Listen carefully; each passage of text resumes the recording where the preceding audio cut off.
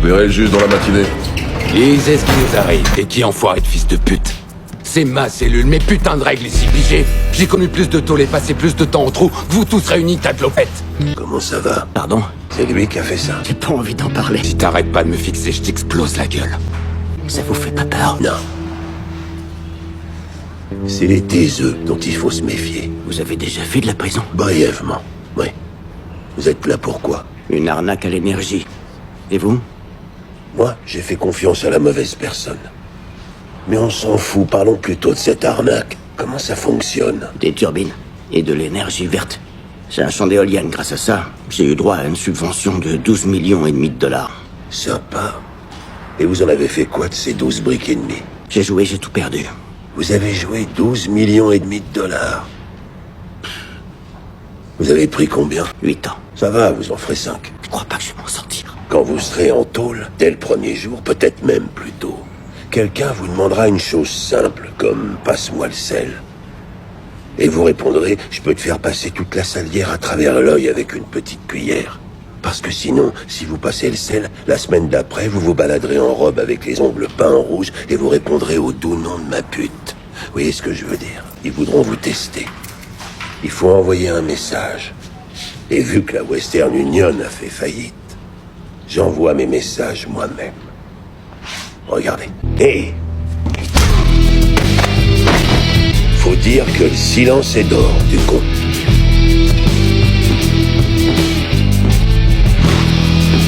Je saurais pas faire ça. Non, bien sûr que non.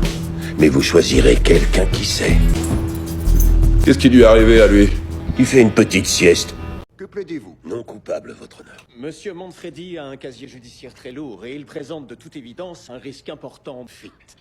Par conséquent, l'État requiert que la caution lui soit refusée et que le défendeur reste en détention jusqu'au procès. Maître Enstock? Eh bien, votre honneur, ça me semble assez excessif. En outre, j'ajoute... Je vais prendre le relais. Je vous remercie beaucoup.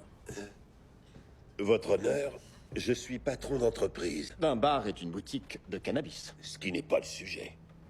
J'ai ma famille ici, des liens avec la communauté. Et pour ce qui est du risque de fuite, je n'ai même pas de passeport, votre honneur. Avez-vous les moyens de payer? Oui, de combien on parle? 3 millions. C'est drôlement sévère, votre honneur. Excusez-moi, votre honneur, je peux parler? Qu'est-ce que tu fais? Je te sauve les miches. Qui êtes-vous? Je suis Tina Manfredi, la fille du défendeur. Si vous avez la bonté d'accorder la caution, je peux réunir la somme. Je possède une maison non hypothéquée. Tina, Silence. La caution est fixée à 3 millions. Vous devrez déposer 10% de ce montant. Oui, je suis au courant. Telle est ma décision. tu te débrouilles bien, Tina. Je suis fier de toi. Je suis certain que vous avez mieux à faire que de me suivre, messieurs. Par exemple, attraper des terroristes. Alors, je vais vous donner mon emploi du temps. Du moment qu'il n'inclut pas de passer au bureau de l'ATF, Vous insinuez que je menace cette femme? elle vous a dénoncé, n'est-ce pas? Vous êtes prévenu. Attendez d'avoir vu la nouvelle boutique, yo. Body a assuré une visite de ouf. Il y a un super billard, un mini-bar, et il y a un jukebox et un studio d'enregistrement. Du coup, je vais pouvoir bosser sur ma musique. Venez voir l'intérieur. Non, c'est trop mort. Bon sang. C'est quelque chose. Eh ouais, c'est de la bombe.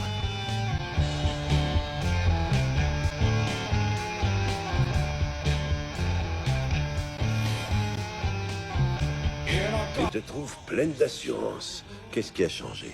Je suis plus une simple vendeuse. Body m'a nommée experte en cannabis. D'accord. Est-ce que je peux vous régaler d'un canagar? Je rêve. Des doigts de zombie. Non, je dois garder les idées claires. Une autre fois. Eh, bienvenue chez vous, El Jefe. Longue vie aux héros conquérants. Oui, Tina m'a payé ma caution. T'as fait un travail fantastique ici, putain. Impressionnant. Ouais. C'est une invitation au voyage. Ouais, on est prêt à ouvrir. Il reste à finaliser le nouveau contrat d'assurance. Plus la boîte grossit, plus on est responsable. Le fumoir nous expose plus fortement au risque. On peut être poursuivi si quelqu'un est trop défoncé et a un accident de voiture en sortant. T'es sérieux? Ouais. Quoi? Tu dis que maintenant les gens sont plus personnellement responsables de leurs propres actes? Tu dis qu'après être arrivé chez lui, le mec, il traverse son entrée et pas de bol, il se noie dans ses toilettes et que c'est de notre faute, qu'on est responsable. Tu plaisantes? C'est bien, c'est merdique. Un demeuré va se conduire en demeuré après avoir quitté le fumoir et on risque d'être responsable. D'accord, bon. Tu prends la plus grosse police d'assurance. Hey! Je suis peut-être tombé sur une grosse opportunité. Alors je brasse du vent comme mon nom l'indique. Qui suis-je? L'éolienne, quel intérêt? Le proprio d'un parc va au trou pour avoir volé ses subventions. Et si nous, on s'arrange pour les récupérer, c'est de l'énergie gratuite.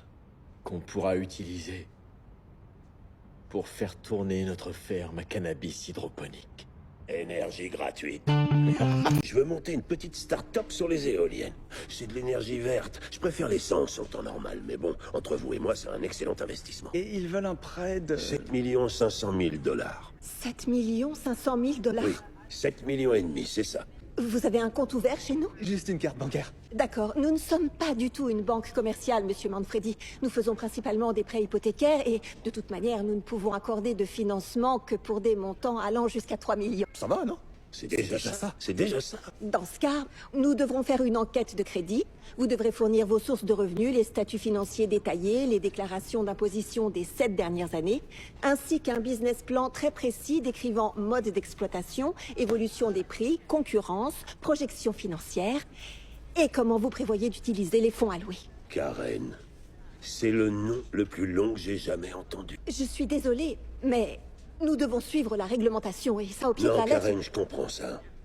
Mais laissez-moi vous dépeindre le tableau.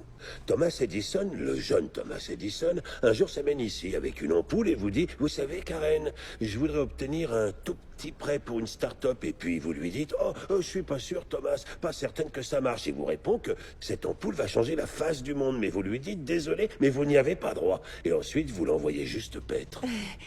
Je vous jure que monsieur Edison aurait dû suivre la même réglementation que vous. Ce qui ferait qu'on se parlerait encore dans le noir.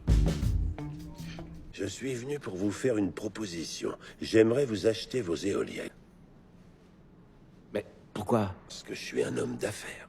Avec les poches pleines, j'espère, alors. Eh bien, vu votre situation, je crois que vous n'êtes pas en position de tenir les négociations, Harlan. Non, d'accord, je le sais, mais même en vous faisant une remise de dingue, il faudrait au moins 12 millions juste pour finir la construction et le foncier sous-jacent. Et vous devez aussi penser à combien le fonctionnement va coûter. Je vous en offre 7,5 millions. Pardon? 7 500 000 dollars peuvent vous offrir une très grosse sécurité et un tas de choses à la cantine de la prison, vous comprenez? Affaire conclue. Bien.